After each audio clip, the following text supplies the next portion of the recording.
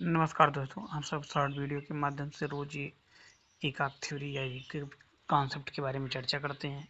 उसी के क्रम में आज एक नया है। इसमें हम लोग देखेंगे भारतीय समाजशास्त्र के परिप्रेक्ष्यों में जो हमने आपको एक दिन कराया था ऐतिहासिक परिप्रेक्ष्य, सभ्यतामूलक परिप्रेक्ष्य, भारत विद्यापक, उनमें से पहला ऐतिहासिक परिप्रेक्ष्य के बारे में चर्चा करेंगे।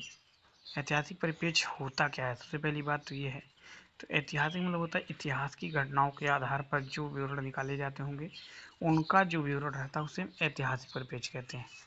ऐतिहासिक परिप्रेक्ष्य को दो भागों में बांटा गया है। एक तो विधि आधारित होता है, एक भावांकित होता है, यानी भाव के आधार पर होता है।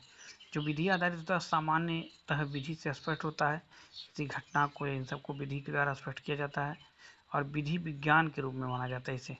और दूसरा जो भावांकित है यह अद्भुत होता है, फिर न आने वाली घटनाओं का इसमें अध्ययन किया जाता है जो भावांकित में होता है।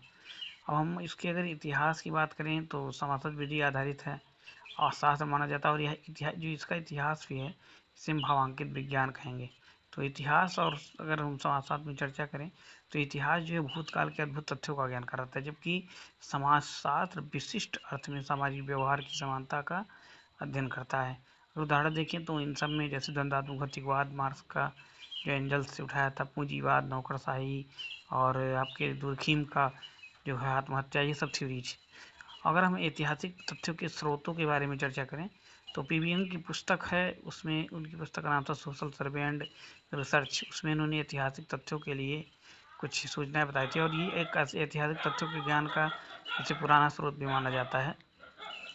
ऐतिहासिक तथ्यों की स्रोत की में अगर हम और देखें तो इसके तीन साधन हैं। सबसे पहले इतिहासकारों के दस्तावेजों का, किताबों का विश्लेषण करना, फिर सांस्कृतिक संश्लेषण और विश्लेषण करना, स्वयं अवलोकित अनुभव। तो तीनों को मिला देते हैं जब, तो ऐतिहासिक सूचना प्राप्त होती है। जो तीन साधन, इसी ऐतिहासिक सूचनाएं प्राप्त की जा सकती हैं। भारत में इतिहास के आधार पर समाजशास्त्र के लेखन में डी कौशाम्बी और रोमिला थापर, इन दोनों ने मिलकर के काफ़ी ज़्यादा काम किया है। तो ये था ऐतिहासिक परिप्रेक्ष्य से संबंधित बातें।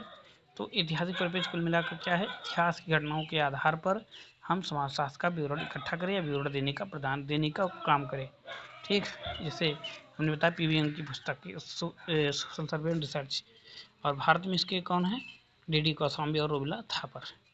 और इसमें हम देखें तो जो बहुत सारे द्वंद्वात्मक भौतिकवादी के साथ साथ सिंगर, उन्होंने भी इसमें बहुत ज़्यादा योगदान दिया है। इस प्रकार अच्छा लगा वीडियो तो वीडियो को लाइक कीजिए, शेयर कीजिए। तो दोस्तों नमस्कार, चैनल को लाइक ज़रूर करें।